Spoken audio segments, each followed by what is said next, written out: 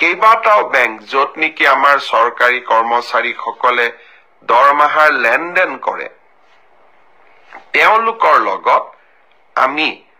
বুজাবুজিৰ চুক্তি স্বাক্ষৰ কৰিম অৰ্থাৎ 1 তাৰিখৰ পৰাই এই কেবিনেট সিদ্ধান্ত কাৰ্যকৰী হ'ব লখিমপুৰৰ কেবিনেটত আমি এটা বিশেষ ঘোষণা কৰিছিলো যে ষ্টেট বেংক অফ ইণ্ডিয়া আৰু অসম চৰকাৰৰ মাজত আমি এখন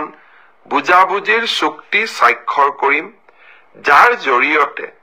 কোনোবা চৰকাৰী কৰ্মচাৰীয়ে কৰ্মৰত অৱস্থাত যদি মৃত্যুমুখত পৰে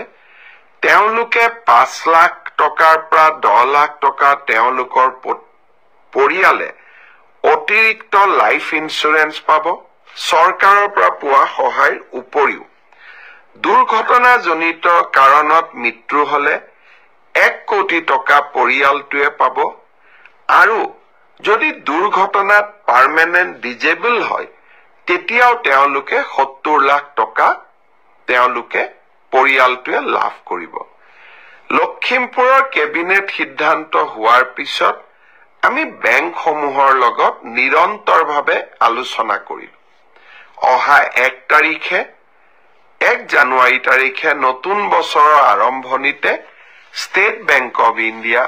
ইউনিয়ন বেংক অফ ইণ্ডিয়া আৰু আন কেইবাটাও বেংক য'ত নেকি আমাৰ চৰকাৰী কৰ্মচাৰীসকলে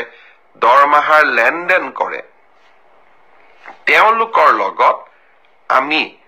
বুজাবুজিৰ চুক্তি স্বাক্ষৰ কৰিম অৰ্থাৎ 1 তাৰিখৰ পৰাই এই কেবিনেট সিদ্ধান্ত কাৰ্যকৰী হ'ব অহা